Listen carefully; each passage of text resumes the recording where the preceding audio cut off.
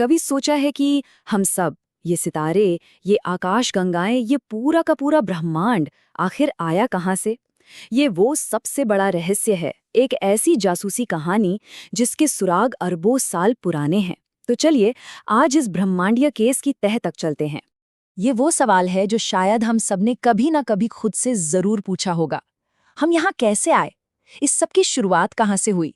यही वो सवाल है जो हमारी आज की इस पूरी पड़ताल के केंद्र में है। अब किसी भी अच्छी जासूसी कहानी की तरह हमारे पास एक प्राइम सस्पेक्ट है, एक ऐसी थ्योरी जिसे ज्यादातर वैज्ञानिक सच मानते हैं और जो दशकों से हमारी समझ की नींव रही है। इसका नाम है बिग बैंग थ्योरी। इसके हिसाब से हमारा पूरा ब्रह्मांड, सब कुछ एक परमाणु से भी छोटे से बिंदु में समाया हुआ था। फिर एक जबरदस्त धमाका हुआ और बस वहीं से विस्तार का वो सफर शुरू हो गया जो आज तक इसी पल जारी है। जरा सोचिए, धमाके के बाद एक सेकंड के खरबवे हिस्से से भी कम में प्रकृति की सारी ताकतें अलग हो गई। फिर कुछ ही पलों में ब्रह्मांड पलक झपकने से भी कम समय में खरबों गुना बड़ा हो गया। इसी दौरान एनर्जी ने पदार्थ का रूप लेना शुरू किया और ब्रह्मांड के पहले कण बने। ये वो शुरुआती लम्हे थे जिन्होंने आज की हर चीज की नींव रखी थी। तो भाई, इस थ्योरी के पीछे सबूत क्या हैं? सबसे बड़ा सुराग 1929 में एडविन हबल को मिला।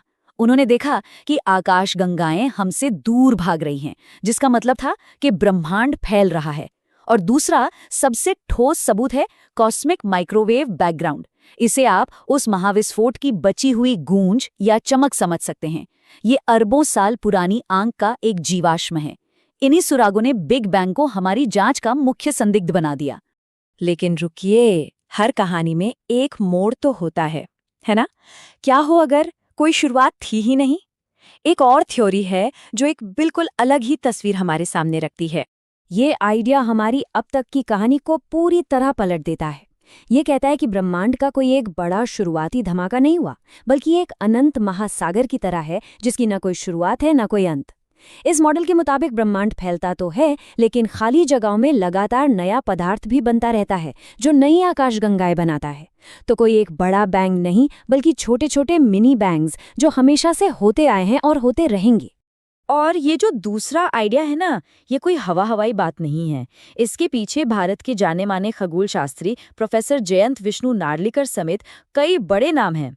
उन्होंने फ्रेड हॉयल और जेफरी बर्डबिच के साथ मिलकर इस मॉडल को पेश किया जो बिग बैंग को सीधी चुनौती देता है। जब लग रहा था कि केस सुलझने के करीब है, तभी एक ऐसा सबूत हाथ लगा जिसने पूरी जांच की दिशा ही बदल दी। कहानी में एक जबरदस्त ट्विस्ट आ गया। देखिए, बिग बैंग मॉडल के हिसाब से धमाके के बाद धूल और गैस को इकट्ठा होकर पहली आकाशगंगा बनाने में अरबों साल लगने चाहिए थे। ये हमारी तयशुदा टाइमलाइन थी। लेकिन हाल ही में आसमान में हमारी सबसे ताकतवर आंख जेम्स वेब स्पेस टेलीस्कोप ने कुछ ऐसा देखा जो उस समय वहां होना ही नहीं चाहिए था। उसने इस पूरी टाइमलाइन पर ही सवाल खड़ा कर दिया है।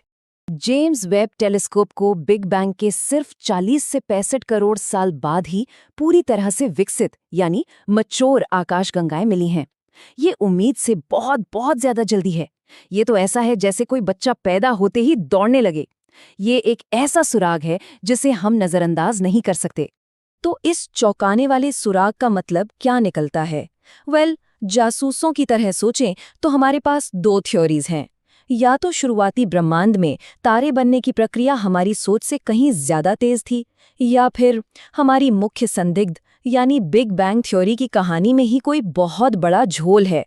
इन आकाशगंगाओं का इतनी जल्दी मिलना एक ऐसी पहेली है जो वैज्ञानिकों को सब कुछ फिर से सोचने पर मजबूर कर रही है।